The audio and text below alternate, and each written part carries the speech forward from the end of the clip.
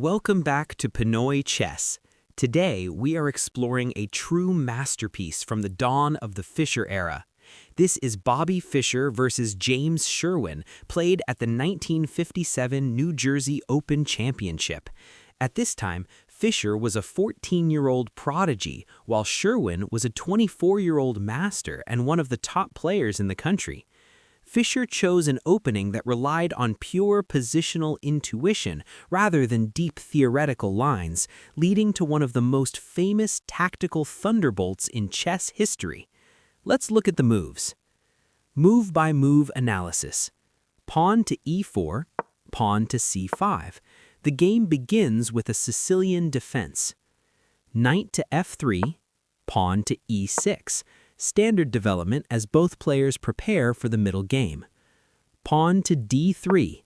Fischer immediately defines the structure with the King's Indian attack. He later remarked that this was one of his favorite weapons because it allowed him to aim for a favorable King's Indian reversed setup against the e6 Sicilian structure. Knight to c6, pawn to g3, knight to f6, bishop to g2, bishop to e7, white short castle, black short castle. Both sides complete their early development. Fischer's setup is flexible, keeping the center fluid while preparing to strike. Knight b to d2. The knight on d2 is a classic maneuver in this system. It avoids blocking the long diagonal for the bishop on g2 and keeps the possibility of a pawn push to c3 and d4 open. Rook to b8. Sherwin slides the rook to b8, notably using his pinky finger as if to emphasize the cunning of this mysterious move.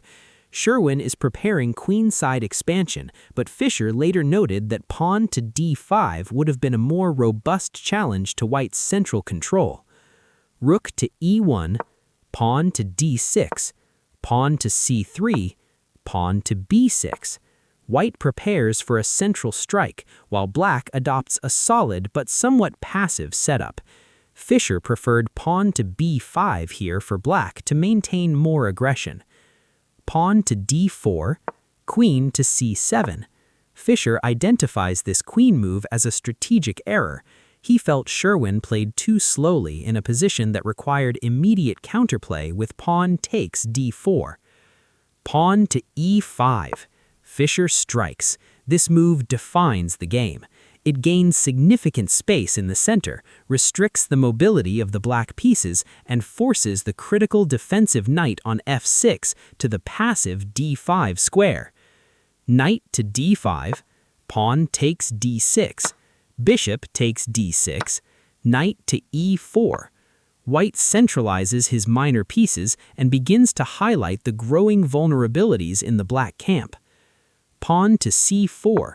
Sherwin is forced to play this move to release the pressure on the diagonal, but it gives white a free hand to start operations on the king side.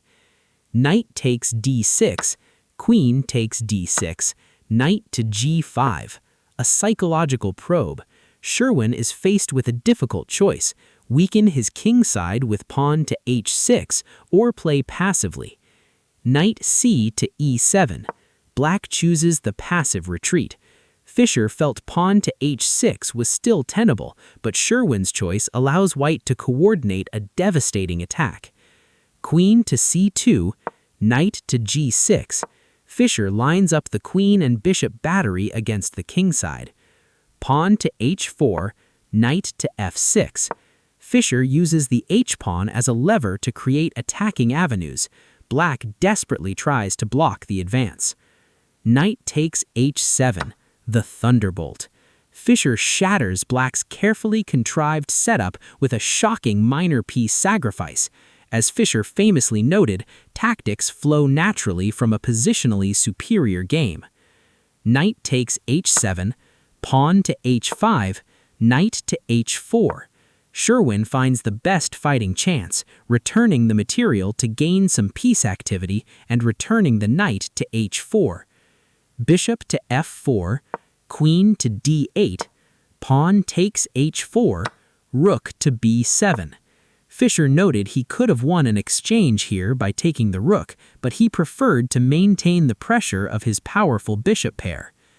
Pawn to h6, queen takes h4, pawn takes g7, king takes g7. Sherwin tries to use White's own pawn as shelter for his king, but Fischer's pieces are now perfectly coordinated. Rook to e4, a brilliant display of what Fischer called tempo elasticity. This move simultaneously protects the bishop on f4 and forces the black queen to an ineffective square on h5. Queen to h5, rook to e3, pawn to f5, rook to h3. The rook joins the king hunt. Fischer described the pressure here as murder. Queen to e8, bishop to e5 check, knight to f6, queen to d2. The white queen enters the fray, heading for the deadly g5 square. King to f7, queen to g5, queen to e7, bishop takes f6, queen takes f6, rook to h7 check, king to e8, queen takes f6, rook takes h7, bishop to c6. Sherwin resigned here. The final blow exploits an absolute pin. If bishop to d7, then queen takes e6 check is terminal. Lessons learned. 1. Punish passivity with aggression.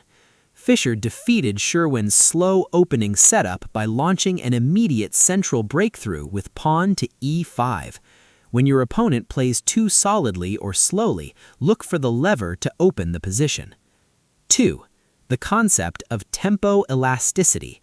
Move 24, rook to e4, is a perfect example of how a single move can perform defensive duties while simultaneously improving your attacking position and forcing an opponent's vital piece to a worse square. 3. Material fluidity. Fischer consistently valued active pieces and attacking lines over simple material gain. By declining the win of the exchange on move 21, he maintained a crushing advantage that material alone could not match. 4. Psychological awareness. Even at 14, Fischer was attuned to his opponent's physical tells, such as Sherwin's use of his pinky finger, using their perceived confidence to inform his own tactical risks.